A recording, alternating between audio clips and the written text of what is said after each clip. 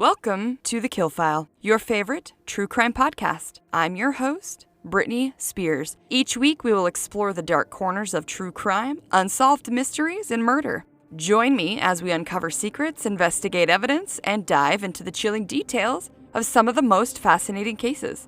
Get ready for a journey into the dark unknown because, in TheKillFile, nothing stays buried forever. Hey guys, welcome to episode 45 of TheKillFile. I am so glad that you guys are back for another episode. First off, I wanted to remind everyone that if you're interested in getting your own true crime story possibly read on the podcast, starting maybe in the fall, then email your listener file to thekillfilepodcast@gmail.com. Also, don't forget to check out the merch website. You can find it on our website at thekillfile.com. And if you're interested in helping out TheKillFile, go ahead and hit the download button on the episode for us to know how many listeners we have. Also, don't forget to rate, review, and subscribe wherever you listen to get new episodes every Monday. Thanks for all that you do as listeners. I am so grateful for each and every one of you. All right, that's it for business. Let's talk about today's case. I love a good mystery. I personally kind of like unsolved cases because it freaks me out to know that there are people that haven't been caught and they're still out there like among us and lurking and trying to blend in even though they have some dark ass secrets. So today's case is one that sort of reminds me of like the smiley face killers, where you're kind of left wondering, is it one person that's committing all of these unspeakable acts, or are they just multiple people and they're coincidental, or whatever? Today we're going to talk about Japan's mysterious case known as the Wednesday Strangler. Trigger warnings for today are going to be murder, murder of a minor, talks of suicide, and descriptions of remains. Let's jump in. Between the years of 1975 until 1989, 7 different murders would occur with eerily similar circumstances and similar MOs, which would lead this small area of Japan wondering who committed these murders and what their motives were. All of these murders are considered unsolved, although you will see that they may already know who had committed some of the crimes, yet they walk the streets today. It is said that even to this day, the whispers of the Wednesday Strangler are around with a creepy pattern of bodies in its wake. All of these victims were found within what was said to be a 12-mile radius of each other, and it gripped this region in fear.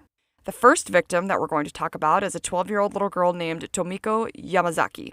By the way, a lot of the names are Japanese, and at first, I had all of the last names as the first names and the first names as the last names, so I had gone through the entire thing scripting it out with their last names and realized I wanted to show more respect than that and be a little more personal, so I had to learn their first names. If I get it wrong or if I mess it up, I apologize. I never mean any disrespect. So, 12-year-old little Tomiko Yamazaki. Tomiko was a young girl who had just started junior high and lived with her mother. It was said that her parents divorced 3 years earlier and that her mother and her were very close and spent a lot of time together. Because her mother was taking care of things on her own, she worked at night at what was said to be a snack bar. So the term snack bar kept coming up in my research for these cases, and I was so confused as to what they were because they were open like really late, but they didn't just seem to be like a regular bar. After some research, it said that a Japanese snack bar is different than any regular bar in the fact that they're small and very intimate. Apparently, the bartender of the snack bar is sometimes known as quote-unquote mama if they are female and master if they are male. And the hosts not only serve your table, but they hang with you and they talk with you, and they'll also join in different games or karaoke. I read that some of them are set up to where sometimes younger women will host them and they're able to be kind of flirty with the men that come in and enjoy it. In one source, it said that yes, the food and drink are part of a snack bar evening, but the host seems to be just as important, and that their goal is to make a fun night of memories for you and your group. I saw one example was a woman named Mama Urara, and she is famous for matchmaking and her fortune telling. So I feel like it's somewhere that you and your friends might go to have a little more intimate fun with just your friends and the host. But it seems really fun. Okay, so this was Tomiko's mother's job, and she would usually leave for it around 4 p.m. Sometimes young Tomiko would go with her mother, and she was said to spend a lot of time studying in the back room. Tomiko was said to be a smart young girl with a seemingly bright future. Tomiko and her mother had lived in Kitaga, Saga Prefecture, and after looking up what prefectures were, because they too came up a lot, In Japan, there are 47 prefectures, and they vary in size and population. They're kind of like subdivisions of Japan, and their descriptions kind of reminded me of like a county here in the States. Tomiko's mother actually worked in Shioshi, which was in the Hyogo prefecture. On Wednesday, August 27th, 1975, Tomiko's mother would leave for work around 4 p.m., while Tomiko had invited a neighborhood friend over to hang out for a while. The friends hung out as kids do until about 7 p.m. when her friend would leave and head home. This sadly would be the last time that Tomiko was seen alive. When her mother would arrive home around midnight, she would walk into their home and see that the lights and the TV were still on, but there was no sign of Tomiko. When her mother checked her room, she wasn't in bed, which surprised her mother because not only was it so late, but Tomiko wouldn't just up and leave her home. She was known to be a very timid little girl. The mother noticed in the home that Tomiko's futon was pulled out and ready for bed, as well as her shoes still sitting by the door, which she would never have left without. Her mother also saw her skirt had been flung onto the floor in the bathroom, which suggested to her mother that she at some point may have been getting ready to take a shower or a bath. Nothing in the home seemed to be amiss, and there was no signs of a struggle or forced entry. After searching the neighborhood, Tomiko's mother was unable to find her and then would file a missing persons report with the police. And this would be technically like the next day, so August 28th, 1975. The authorities were unable to find any evidence in the home, and with no suspects to go on, sadly, Tomiko's case would quickly grow cold. A few years later, Tomiko's mother would move from the home of where her daughter had disappeared. More on this later. The second victim we are going to talk about is a 19-year-old woman named Ritsuko Hayakutake. Ritsuko, at the time, was living with her family in Omachi, which is in the Saga prefecture as well. She lived with her parents and her 3 siblings, one older sister, one younger sister, and a younger brother as well. Ritsuko was described as being somewhat of a serious young woman, and after she had finished junior high, she had left her family's home in Omachi to go to nursing school in Amagasaki, which is in the Hyogo prefecture. So again, here's a little tidbit about Japan. After some videos and researching, I kept hearing about junior high school, but I never heard about high school. So I was confused about like their timing and the ages of when they do different levels of school. So I found out that elementary school in Japan is from 6 to 12 years old-ish. So basically they go from kindergarten to 6th grade. Then they go on to do 7th through 9th grade as junior high, or what we sometimes call middle school.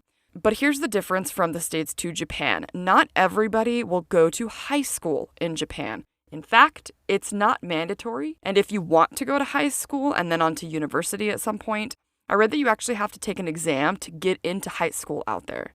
There is also another big difference in that the kids who go to high school can go either full-time or part-time, and they can go either during the day or at night. I needed to understand why junior high was talked about so much and how this young woman, Ritsuko, was able to go to nursing school after junior high, and I found this stuff so interesting because it's just so different than anything that we have over here in structure. So after Ritsuko would work in a hospital as she was studying nursing, eventually she would actually head back home to Saga with her family and actually ended up attending another nursing school and working closer to home. In 1978, Ritsuko started working at a place called Cafe Linden part-time, and it was said that the owner of the cafe's daughter had gone to school with Ritsuko's older sister. So maybe that's how she got the job. I'm not sure, but it did come up. Ritsuko was described as being caring of others, taking care of her sick mother, and a hard worker who always showed up. And although she worked hard, she also had what seemed to be some dark spots, as her romantic relationships in her life had seemed to cause her to try and commit suicide twice by this time. Ritsuko would often talk to a romantic interest on the phone at work, and in a notebook at work she had written, quote, "All I can think about is him." Ritsuko would sadly say that she planned to end her life once and for all on her 20th birthday. So the quote-unquote him that Ritsuko was referring to in the work notebook was allegedly a guy that she was having like an affair or a sort of relationship who just happened to be a man only known by the letter U, and this man was also dating her older sister and was allegedly living with her. However, it was known that he frequented the cafe where Ritsuko worked. It was said about 2 weeks before Ritsuko would disappear, there was some evidence found out that she was either planning some sort of a trip or had just taken a secret trip. One friend would say that when she had asked Ritsuko her opinion on what her friend should get for their friend in their upcoming wedding, Ritsuko would say, quote, "I have no time for such matters. I have more serious things to think about," end quote. On April 12, 1980, around 11:30 p.m., and this would be about 30 minutes before her 20th birthday, Ritsuko was home alone. Her father had been in some sort of accident 10 days before this, and because of it, he was in the hospital. Her mother was also in the hospital by her husband's side. Both of her sisters were away from home as well, and her brother worked in a different prefecture, so he wasn't home either. It was said that both of her parents had known that Ritsuko had announced at some point that she did plan on ending her life on her 20th birthday. After she left work late that evening, she was never seen or heard from again.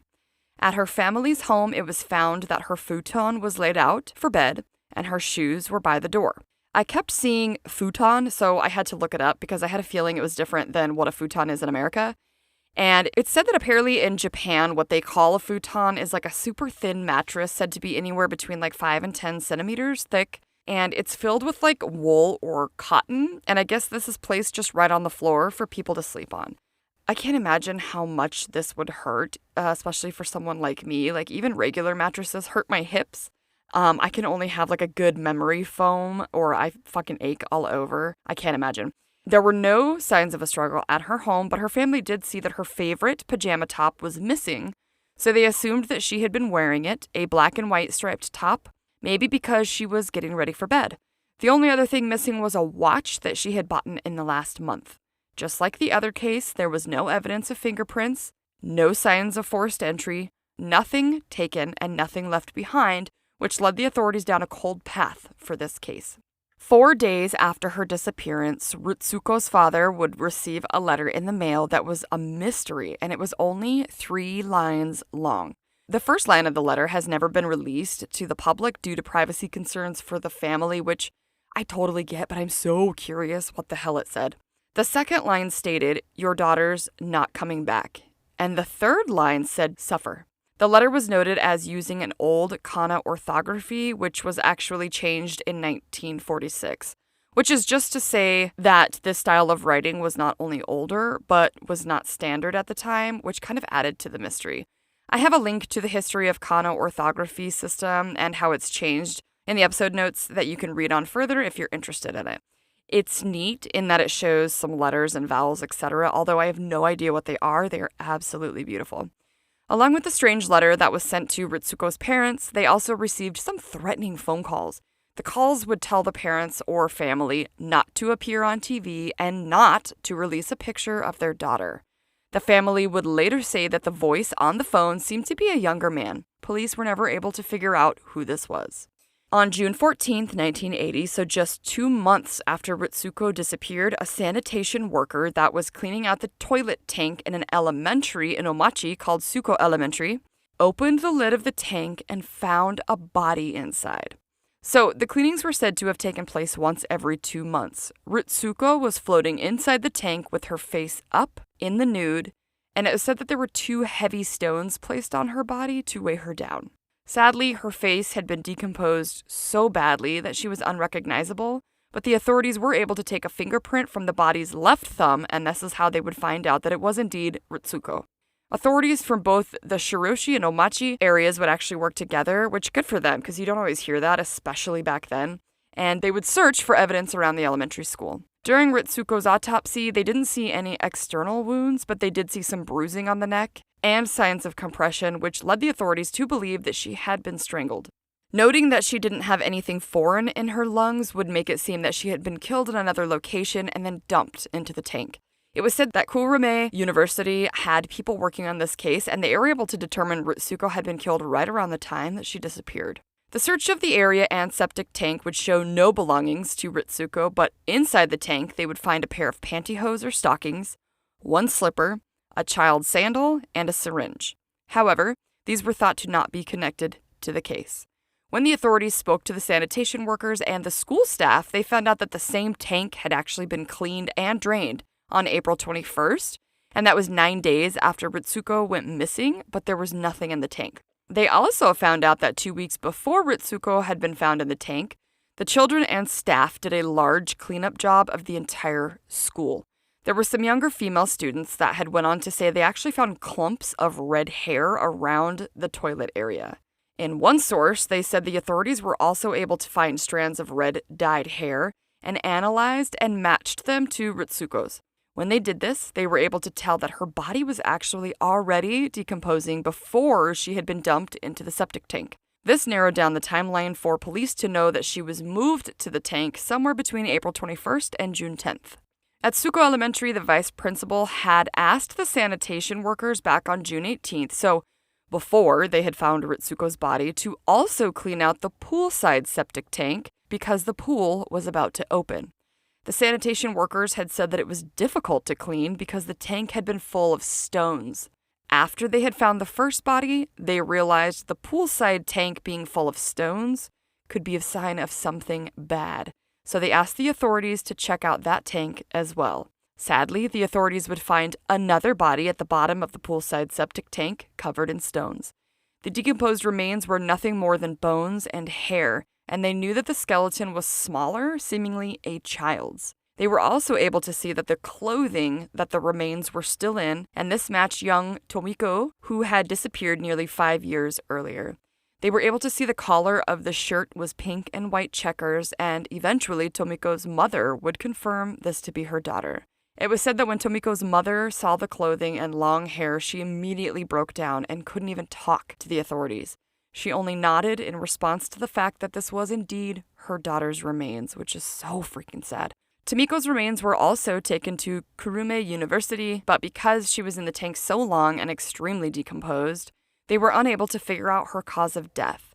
Experts, however, believe that she didn't actually suffer from any wounds externally because there was a lack of any damage to her bones and there were no stains of blood on her clothing, so they believed that she may have been killed the same way Ritsuko was, strangulation. When it was asked why it took so long for Tomiko's body to be found in that septic tank, the statement that was released said, quote, "Because the path up to the poolside toilet is very steep and vipers often come out of the tall grass, the cleaning vehicle couldn't easily get to the septic tank. Therefore, students use the other toilets before and after swimming class," end quote. Then it went on to explain that the manhole cover to this set of toilets hadn't been opened in so long that it had allowed her to decompose that much. I'm sorry, is there a pool for children where, by one set of toilets, horrific venomous snakes are living in the grass? The thought of that is fucking horrific. That alone would be the reason that my kids and I did not swim. So, that is 2 victims in 5 years that are seemingly unconnected. However, both are from the same district, both believed to be killed in the same manner, and both found in the same location. On March 12, 1981, authorities would actually arrest 29-year-old Yu, whose name was never released, and I don't understand why. I tried to find it, but I couldn't. Yu was actually arrested for attacking a worker at a factory, and then after that incident, he was actually considered the prime suspect in these 2 murders. Yu, if you remember, was the man that was dating Ritsuko's older sister and allegedly having some sort of affair or relationship with Ritsuko. This is allegedly who she had written about in the notebook at the cafe. Well, apparently, Yu may have been resentful towards that family because allegedly he wanted to marry Ritsuko's older sister, but her parents were against the marriage. The authorities saw this as a possible motive, but of course, it would be much more sinister if he was having a relationship with both sisters. Then it would come out that Yu actually had connection to the Tomiko case as well, because he was said to be a regular visitor of her mother's snack bar. And if you remember, Tomiko would sometimes accompany her mother to work in the evenings. In one source, it had said the pair had talked multiple times. Apparently, he was such a big fan of Tomiko's mother that after she had moved away from that area, after Tomiko had been missing, he actually went many times to her new snack bar that she was at that was nowhere near his home. So, this Yu man had a connection to both victims. The authorities were said to actually have arrested a few of Yu's friends trying to get some more information about the man, but they were unable to get any more.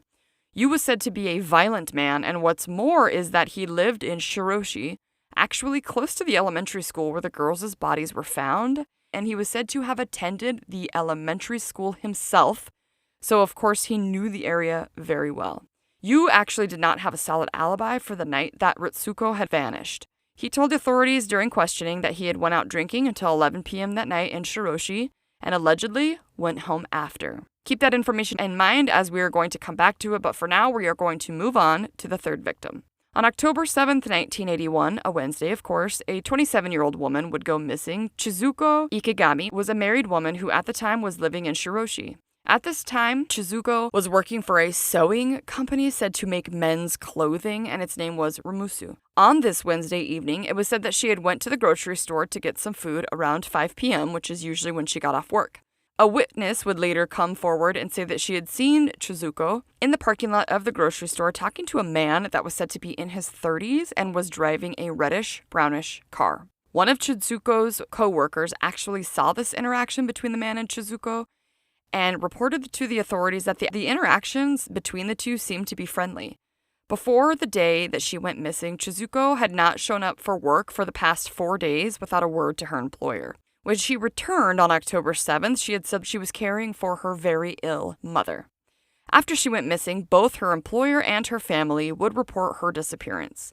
2 weeks later, her body would be found approximately 25 miles away in a fenced-off parking lot.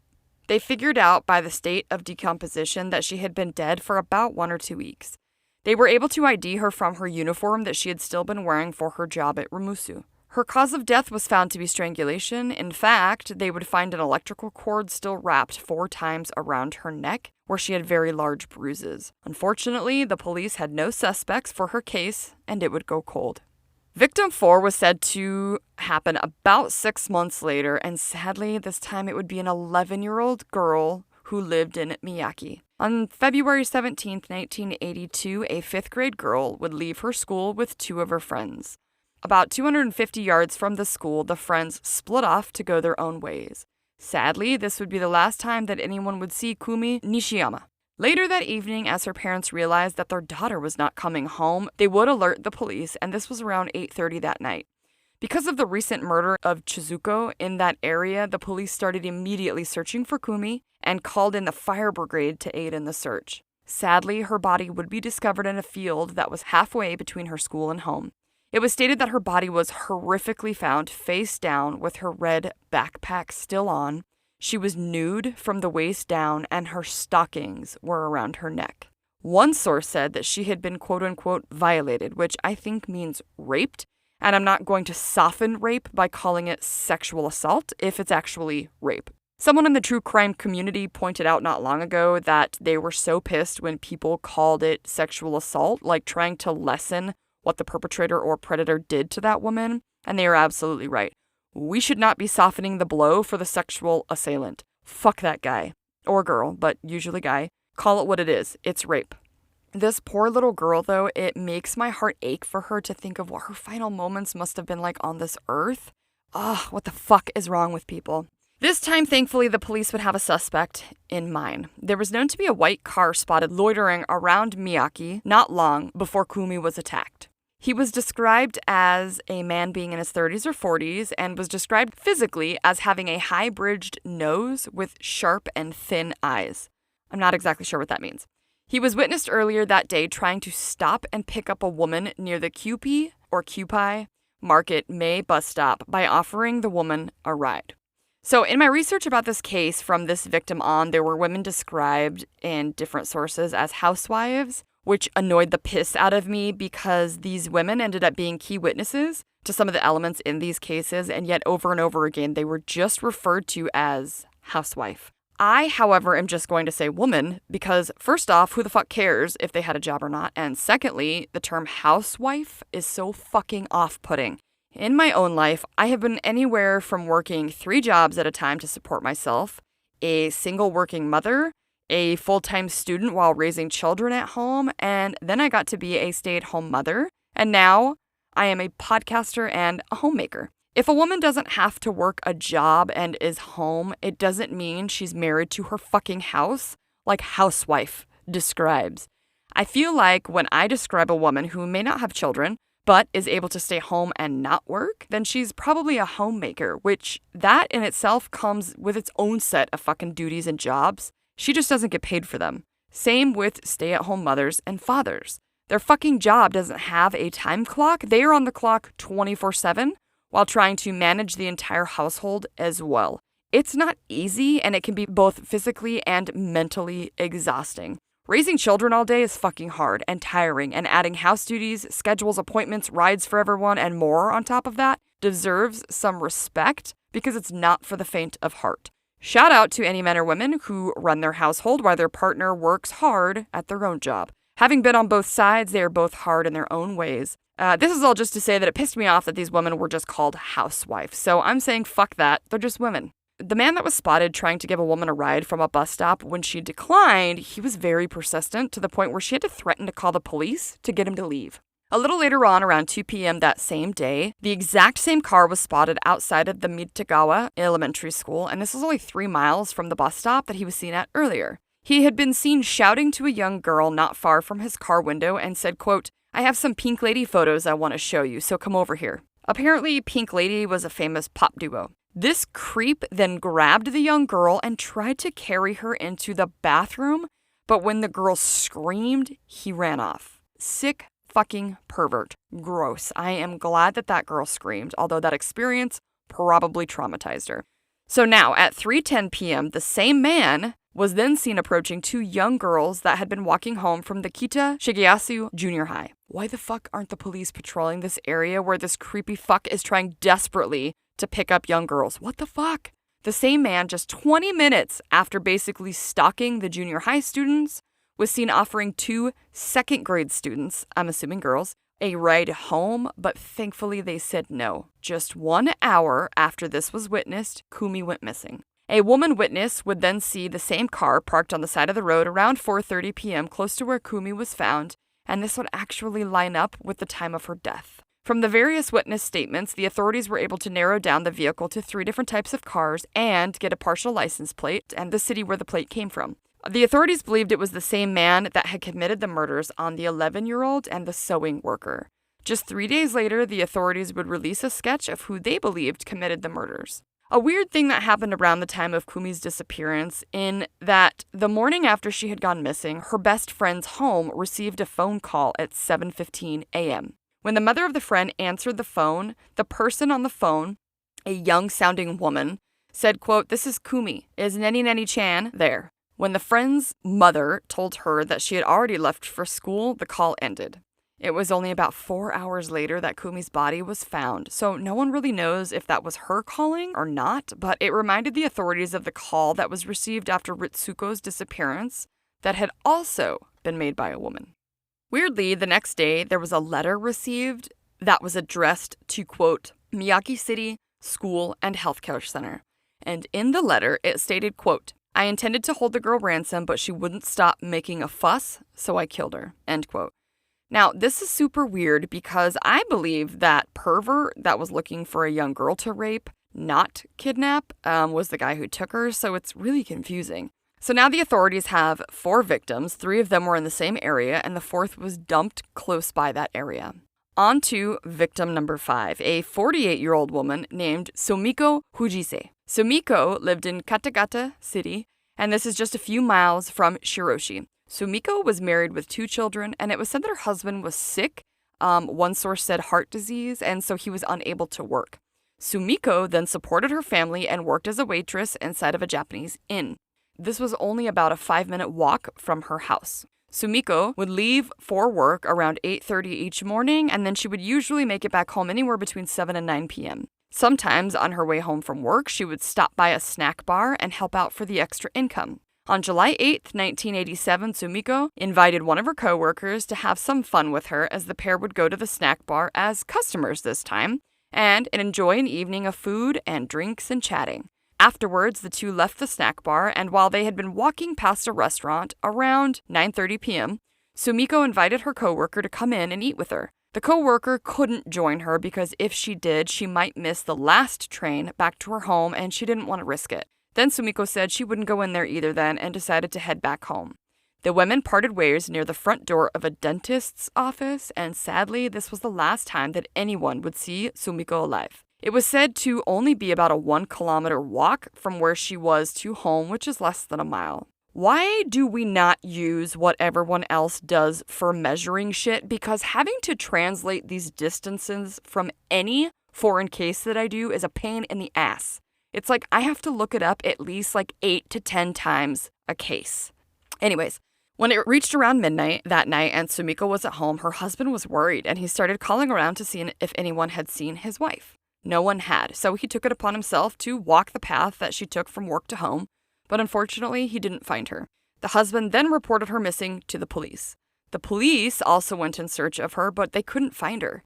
And at first, the authorities say that they couldn't really be sure that there was any type of foul play involved because they had no proof. But when they realized that she was the one supporting her family, they kind of figured that she wouldn't just up and leave. However, they didn't have any suspects, and her case, at the time, went cold.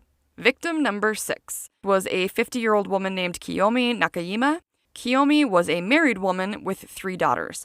Her oldest daughter was said to be married with a child of her own and was living away from the family home with her husband.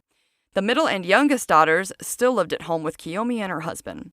Kiyomi and her husband both owned a small post office together, and their oldest daughter worked for the post office, so Kiyomi would take care of her grandchild while her husband and her daughter were at work. Their family was said to be a close-knit family, and they were happy as well. Kiyomi was a very active person, not only running her own side sewing business, but she also was on the local volleyball team, which for some reason I just absolutely love about her.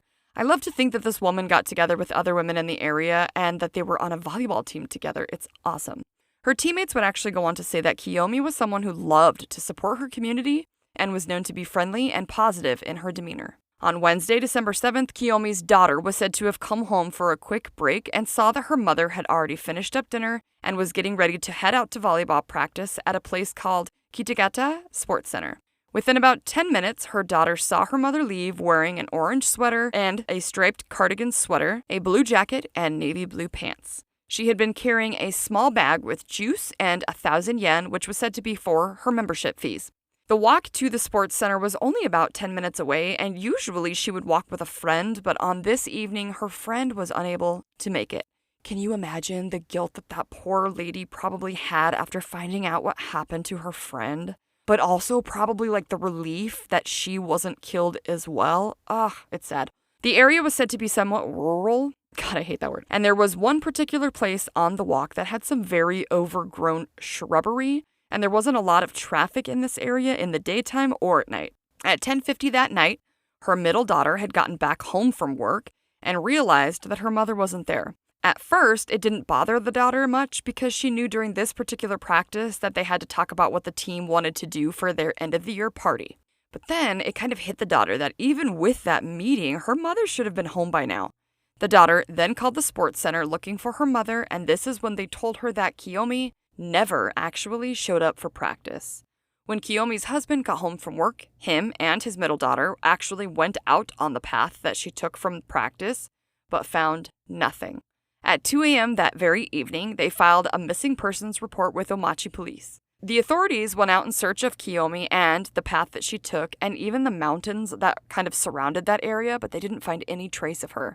They would actually even use canines to get her scent, and then they were able to follow it from her home to the trail, but it stopped just 5 minutes from her home, which kind of suggested to the authorities that she might have gotten into a car. They would eventually find a witness who had seen Kiyomi standing close to the path at around 7:30 that evening, talking to a female that was walking a bicycle, said to be in her 30s or 40s. The police tried to figure out who this woman was, but they couldn't find her. About a week after Kiyomi's disappearance, Kiyomi's husband would receive a phone call at the family's home. I guess there was an officer set up at the home, so he was actually able to record this phone call in live time. One source said that this was not released to the public at the time, but the phone call went like this. The entire thing's going to be a quote, so I'm not going to keep saying it. Quote, the husband answered with, "Hello, this is Nakayama." That's their last name. The caller says, "Looks like your wife was found." Husband says, "What?" The caller says, "Good, right?" The husband asks, "Where on earth was she found?" The caller said, "Towards Yakugomi, right?" The husband asked, "Who are you?" The caller says, "A person you know." And that's when the phone call ended. The authorities guesstimated that this man sounded to be in his 40s or his 50s. Kiyomi's husband said that the voice may have sounded familiar and used 2 different dialects of the region, but I guess he couldn't pinpoint who it could be. Over the next couple of days, the home and post office that the family owned would receive many silent, bizarre phone calls, but they could never be traced back to anyone. And now to final victim number 7. A 37-year-old woman named Tatsuo Yoshino happened to work at the very same sewing company, Rimusu, just like the third victim, Chizuko Ikegami. At the time of Tatsuo's disappearance, she was separated from her husband and living back at home with her parents and her son, who was in the 4th grade, in Kitagata. Tatsuo left from work on January 25, 1989 at 6:55 p.m., arrived home, and ate dinner with her family. At 7:25 p.m., she got a very short phone call, said to be only 20 seconds long, where her family would overhear her asking where the person on the phone was, and then she hung up. She finished up dinner and then did the dishes, and around 7:45, she changed into a skirt and a white cardigan sweater. Then she put on some makeup, grabbed her bag, and was headed out to leave in her red car. While she was on her way out, Tatsuo would tell her mother that her friend had gotten a flat tire and she was going to take them to Yamachi, which was about 6 miles away, and when her son asked if he could go with her, she said no.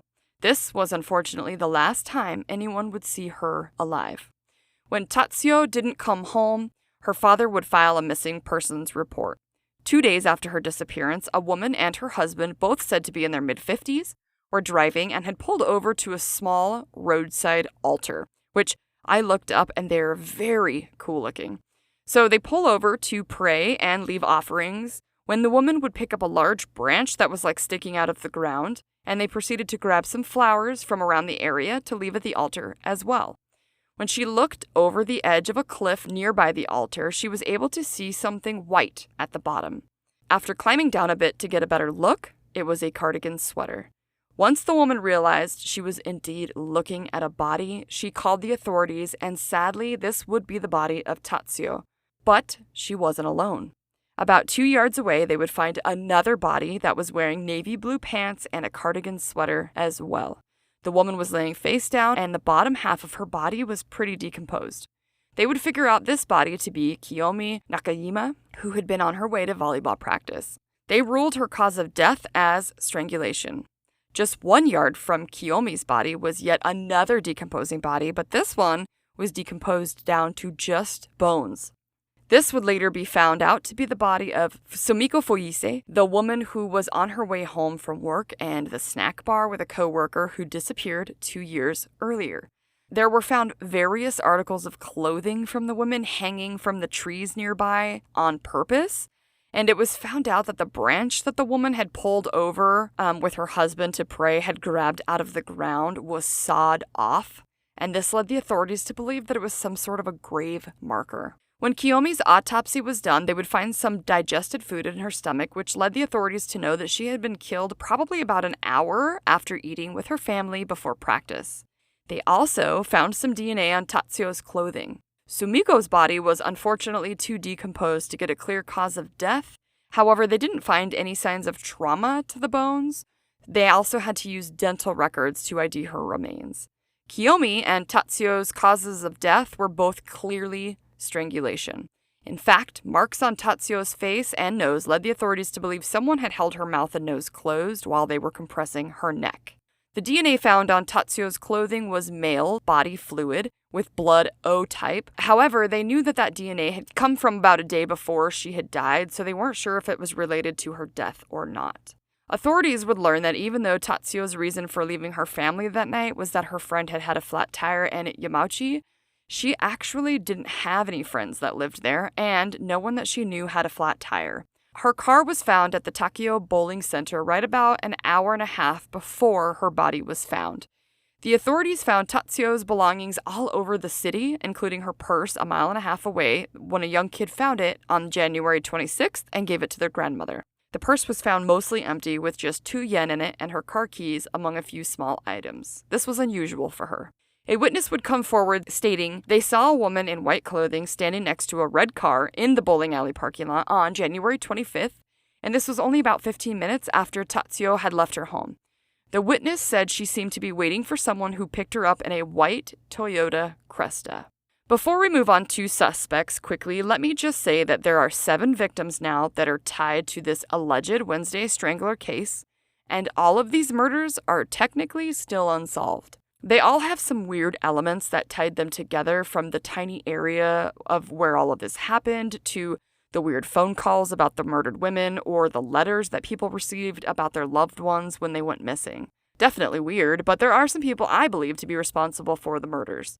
Some people believe that there is a single person or persons still out there who committed all of these murders and were never caught, and some, including myself, believe that there are a few murderers, albeit with some strange similarities. If you remember back to the beginning, the 6th grader Tomiko and the 19-year-old cafe worker Ritsuko were both found in the septic tanks. They had one suspect in common, a man with a name that starts with the letter U. His alibi for the night of Ritsuko's disappearance had been that he was out drinking till 11 and then went home, and we knew that Ritsuko got off work and headed home at 11:30. After the authorities would go on to search his home, they would find a few key pieces of evidence that would lead all fingers to point to this man, U. They would find the same stationery of the letters that were actually sent to Ritsuko's parents that had allegedly threatened them, and after a handwriting analysis, there was a high probability that it was his writing. When they would arrest Yu a second time, they had nothing substantial to go on, even with the stationery and the handwriting, because obviously that's not enough to charge someone for murder. Then a woman would anonymously call into the authorities and would say, quote, "I'm from Omachi, but I got married and now I live in Takeo City. I was returning home to Omachi for some business one night when I happened to see a man carrying a woman into a car next door." End quote. Then the woman went on to give a reason as to why she had to stay anonymous, and it was because her relationship with her mother-in-law wasn't a good one and she would be mad. Whatever. So the authorities were able to figure out that the call came from the family's house who lived right behind Ritsuko's home, and they believed they knew who the quote-unquote daughter-in-law was who had called. However, when they questioned this woman about what she had seen and the weird phone call, she claimed to have no memory of the phone call at all. The authorities didn't believe her, and I think they probably wanted more information out of her, so they did a voice match of the phone call to hers, and the first results came back that it wasn't her, so the police did 2 more tests with the same results, and that's when they finally believed that it wasn't her who called. This puzzled the authorities because it had to be someone who knew her well enough to know her life and her relationships, but if it wasn't her, then who the hell was it? I fully believe that this U-man, who was never charged for either of the murders, had to be the guy who killed Tomiko and Ritsuko, right? These 2 cases are still unsolved. Now, the 3rd and the 4th victim I wholeheartedly believe was the creep in the white car that was out stalking women all over the place that one day, and because the bodies were found so close together and only 6 months apart. That just seems like too much of a coincidence, although they never caught the guy, and those cases are both also unsolved. Now the last 3 victims, Sumiko, Kiyomi, and Tatsuo. Let's talk about their suspect, a then 26-year-old man named Matsui Teruhiko, who was said to be secretly Tatsuo's boyfriend. Apparently, she had kept the relationship from her family and only confided in her younger sister. I guess she had told her sister that Matsui actually had threatened her a few times. Just a few days before she had disappeared, Tatsuo told her sister maybe she should not go meet up with him because he had threatened to drive her off a cliff when she was trying to break up with him. He was discovered to own a truck with a very specific decoration that caught a witness's eye in the bowling alley parking lot where Tatsuo's car was found. Below the windshield, there was some sort of a fish-scaled decoration, and I guess the witness only noticed it because he was in the fishing industry and wanted to go ask the guy where he got it, but the truck was empty. One source said it was hard to describe what kind of a decoration this was because it's not usually used in Western countries, so I'm guessing that it's not something that we use. They quickly flashed it on the screen and I didn't recognize it. But another thing that was interesting is Matsui only lived a few hundred yards from where all 3 of the women's bodies were found. On January 27th, they would bring him in for questioning, where he was kept for 4 days and then released. Upon being released, he abruptly quit his job and moved away from his family to a place called Fukuoka. In October of the same year, Matsui was arrested for drug use, and while he was being questioned for it, he actually confessed that he was the one who killed all 3 of the women found below the cliff. After the last 3 women were found, a special detective had been sent to this small area because there were now 7 bodies that had been discovered in the last 15 years with no DNA and no evidence. He found the police work to be very lacking and that things were not being put together. Matsui would actually retract his written confession, saying that the officers had forced him to write the confession. In 2002, the police finally charged Matsue with the 3 murders he confessed to. The statute of limitations on the murders were rapidly approaching and had already passed for the prior 4 murders.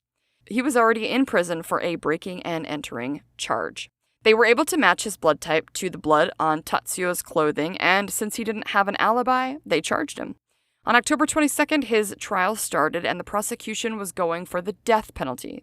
Matsue's ex-wife would say that he was not only abusive to her, but he cheated on her often. Unfortunately, the authorities had not done their due diligence because they didn't have any concrete proof that it was him, except circumstantial evidence and a matching blood type with some mitochondrial matching as well. But, again, if he was dating Tatsuo, then it would be there. In April of 2005, Matsue was found not guilty on all 3 counts of murder. The signed confession was thought to be forced by officers. Prosecutors went after him again, but he again was found not guilty. The police were criticized heavily for their actions during these murders, and eventually the prosecution was just being denied after trying again and again to prosecute Matsue. Then the statute of limitations was up on all 3 of the women's murders found below the cliff, and now they will forever, most likely, stay unsolved. Matsue would be found guilty of over 127 thefts, though, in 2012, and put in prison again. And that, my friends, is the mysterious case from Japan of the Wednesday Strangler. So this case is still debated to this day on whether or not there was one man responsible for all 7 murders, or if the fact that they all happened on a Wednesday was just a coincidence. There was only one victim who went missing on a Friday, but they didn't know which day she had actually died, and that was Ritsuko, who was found in a septic tank. What do you think? Do you think that they were all killed by the same person? I personally don't. I think the first 2 were, the second 2 were, and the last 3 were. I'm also torn on Matsue as well. I realize that the area is very small, and it's creepy as hell to have 3 different sets of murderers like that, but I just don't think they're all the same person. I was like, well, why the fuck did this Matsue guy confess? But then I guess there was just so much pressure on the shoddy police work to find someone that maybe he was coerced into confess. But then again, maybe he wasn't.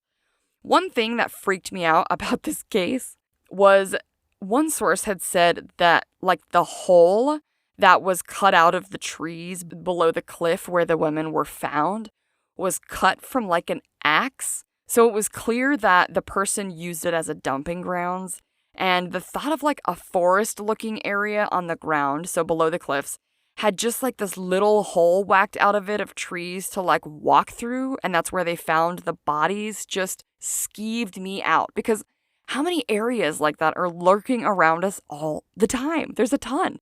I'm not kidding when I tell you that when my husband and I first moved to Kansas City, we were just astounded by how lush it was here. There's just forests and trees all over the damn place. And my husband said to me, you could hide a body in there. It was awesome. All right, you guys, I hope that you guys enjoyed this mystery as much as I did, and I hope to see you guys back Monday for another episode here on The Kill File, where nothing stays buried forever. Stay safe, you guys. Bye! Alright guys, that's gonna do it for today. A few quick reminders before you go. Please don't forget to subscribe, rate, and review on your platform. It will help The Kill File and other true crime lovers find us. Also, check out the website at TheKillFile.com to suggest a case. Find our merch shop for fun Kill File gear, which you can also find at thekillfile.printify.me and help support the podcast. Have a suggestion or want to share your own true crime stories? Email thekillfilepodcast@gmail.com for a chance to get them read on the podcast. Follow The Kill File on your favorite social media platforms. We are on Facebook, Instagram, X, Blue X, TikTok, and of course, you can subscribe on YouTube as well. Find all of the links for the socials on the website. We are either listed as The Kill File or The Kill File Podcast. Come on back Mondays wherever you get your podcast fix when we will cover another case here on The Kill File, where nothing stays buried forever. Stay safe, you guys. Bye.